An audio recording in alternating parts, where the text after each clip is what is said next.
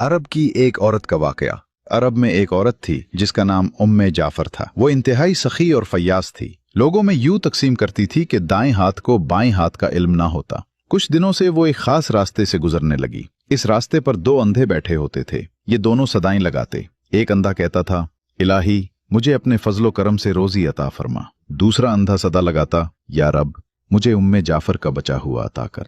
उम्मे जाफर दोनों की सदाएं सुनती थी और दोनों को कुछ न कुछ अता करती थी। जो अंधा अल्लाह के फजल का तलबगार होता उसे वो 2 दिरहम दिया करती, जबकि जो अंधा उम्मे जाफर के फजल का तालिब होता उसे वो एक भुनी हुई मुर्गी अता करती। दिलचस्प बात यह थी कि जिसे भुनी हुई मुर्गी मिलती वो अपनी मुर्गी दूसरे अंधे को 2 दिरहम में बेच देता। ये सिलसिला कई दिनों तक चलता रहा। एक दिन उम्मे जाफर उस अंधे के पास आई जो उससे कहा करता था, या रब मुझे उम्मे जाफर का बचा हुआ अता कर। उम्मे जाफर ने उससे पूछा, क्या तुम्हें 100 दीनार मिले हैं? अंधा हैरान हो गया और बोला, नहीं, मुझे तो सिर्फ एक भुनी हुई मुर्गी मिलती थी जिसे मैं 2 दिरहम में बेच देता था। उम्मे जाफर ने कहा, जो अंधा अल्लाह के फजल का सवाल करता था मैं उसे 2 दिरहम देती थी, लेकिन तुम्हें जो मुर्गी देती थी उसके अंदर 10 दीनार डाल दिया करती थी। ये सुनकर अंधे ने अपना सर पीट लिया और चीखने लगा, हाय मेरी कमबख्ती, काश मैं ऐसा ना करता, मैं तो मारा गया। उम्मे जाफर ने बड़ी नरमी से कहा, यकीनन अल्लाह का फजल तलब करने वाला कामयाब है और इंसानों के फजल का तलबगार